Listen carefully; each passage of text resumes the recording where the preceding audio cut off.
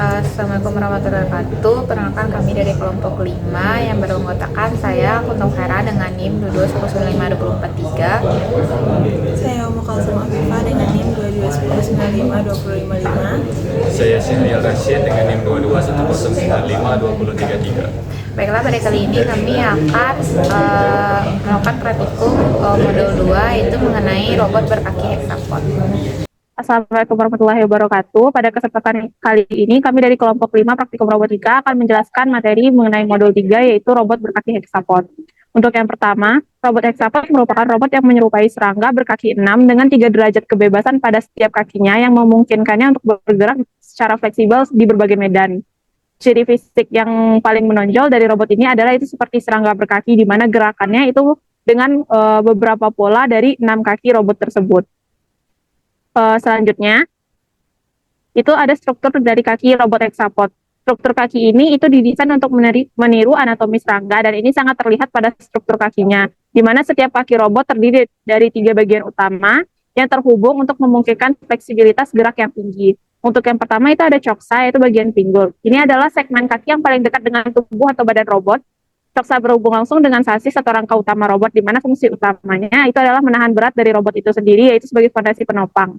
Selanjutnya, gerakan rotasi awalnya, coksa memiliki satu sendi yang memungkinkan berotasi relatif terhadap tubuh robot dan memberikan kemampuan kaki untuk bergerak samping atau melingkar. Yang kedua itu femur. Femur itu diibaratkan tulang paha, adalah segmen bagian tengah kaki yang terletak di antara coksa dan tibia.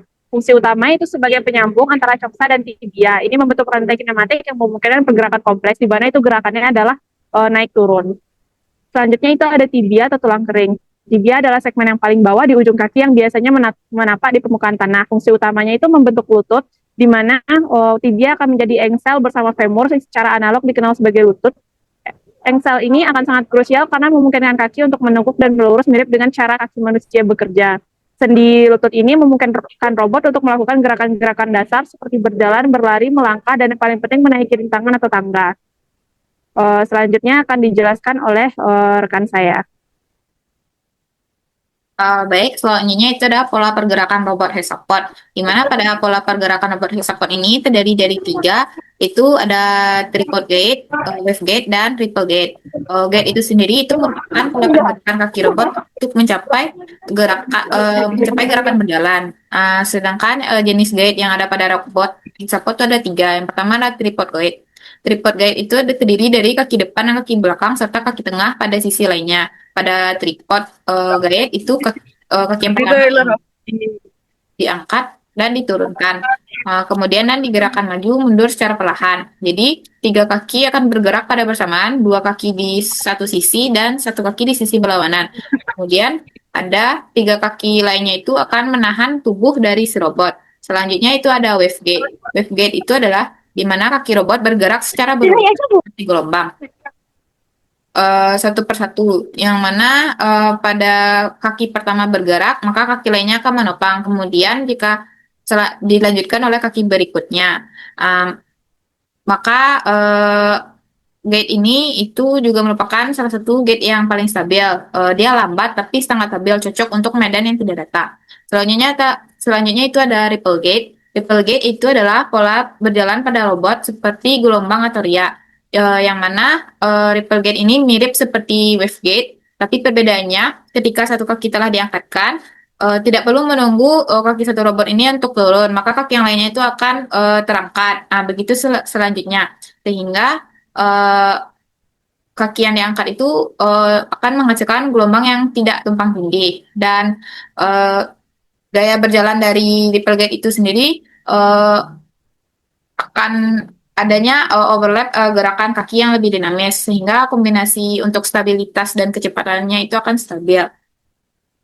Oke, selanjutnya akan dijelaskan oleh rekan saya. Baiklah, saya akan menjelaskan tentang STM32. Pertama, spesifikasi dari STM32. Pertama, modelnya. Jadi, ini adalah nama lengkap atau nama seri dari STM32. Yang kami gunakan itu STM32F103C8T6. Untuk prosesornya atau core-nya itu, dia menggunakan ARM32 Cortex M3.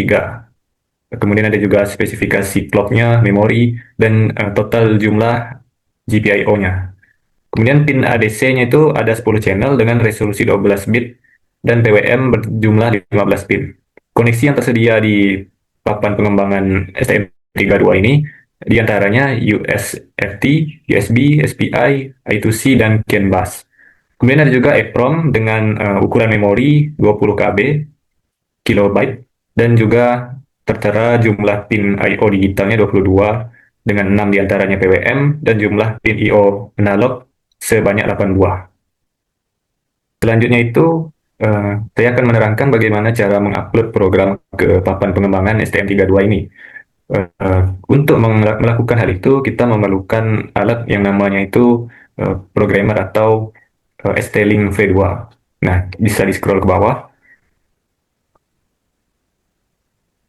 Jadi alat ini gunanya untuk mengupload program yang kita buat di laptop ke papan pengembangan STM-nya. Karena komunikasinya itu memerlukan protokol tersendiri untuk menguploadnya. Nah, jika dari sisi laptop atau dari aplikasi Arduino IDE, itu kita perlu melakukan langkah-langkah seperti membuka bagian preferences. Kita di sana akan memilih jenis papan pengembangan yang akan kita pakai. Nah, lanjut ke bawah.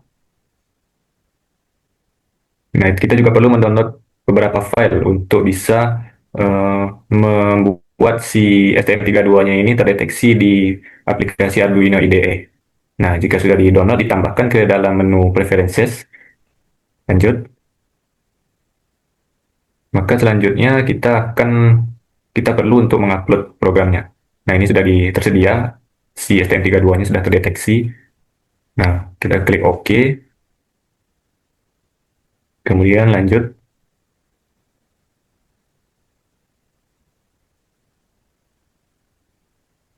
Nah, itu dia. Kita memilih nomor atau nama seri yang sesuai dengan yang kita gunakan. Setelah kita pilih, lanjut ke bawah.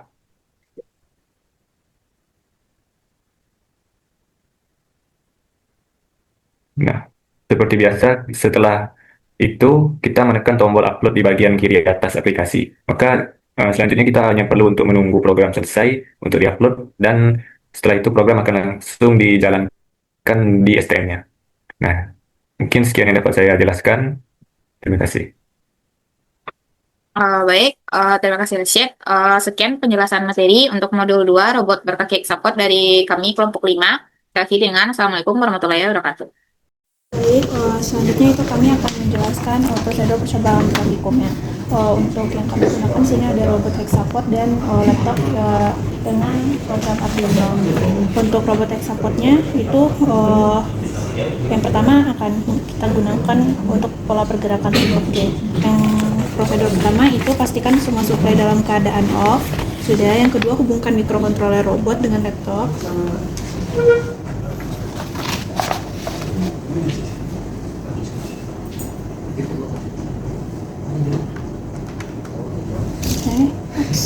Setelah itu, listening program yang telah buat listening program yang telah disediakan. Karena kita menggunakan pola pergerakan tripod, maka kita ganti pada program itu maju 2. Selanjutnya, upload program pada mikrokontroler.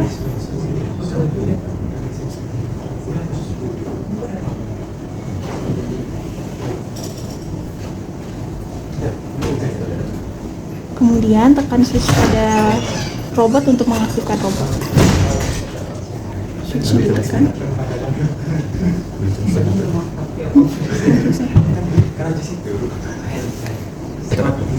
Kemudian kita nyalakan switchnya.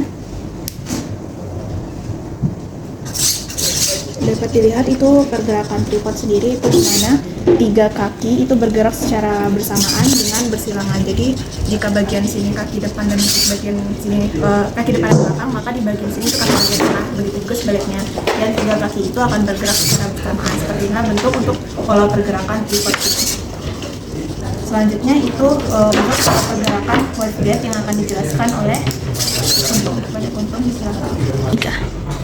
Baik, selanjutnya itu untuk percobaan 2 itu robot melangkah ke depan dengan menggunakan pola pergerakan waveguide. Yang pertama itu kita harus pastikan semua suplai pada robot dalam keadaan off. Sudah, itu kemudian kita hubungkan mikrokontroler robot kepada laptop.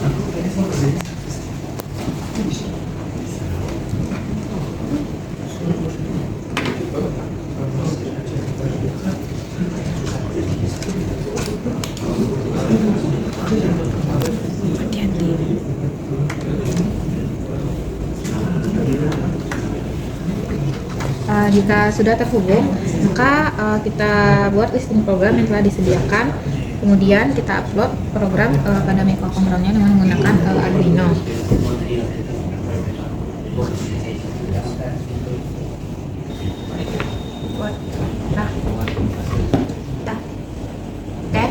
Jika program sudah diupload, maka kita tekan switch pada robot untuk mengaktifkan robot. Lalu kita maju percobaannya.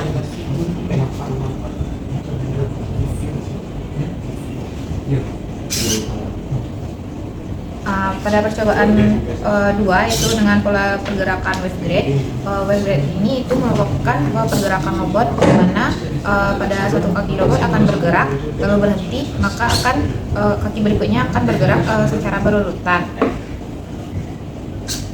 Nah, dapat kita amati pada percobaan dari kaki robotnya itu bergerak satu, kemudian berhenti dan bergerak ke kaki berikutnya. Begitupun seterusnya. Selanjutnya, itu untuk percobaan 3 akan dijelaskan oleh rekan saya. Baiklah, sekarang kita akan mencoba gate yang bernama Ripple. Untuk percobaannya itu kurang lebih sama seperti sebelumnya, cuma kita akan mengupload program dulu.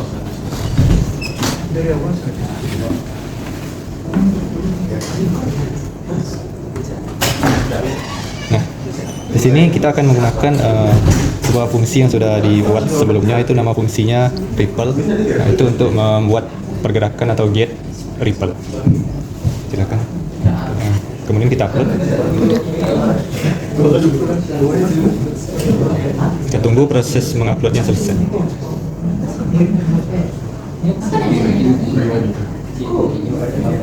Nah, sekarang proses uploadnya sudah selesai, kita bisa mencabut koneksi ke laptop dan kita akan mengaktifkan satu dayanya.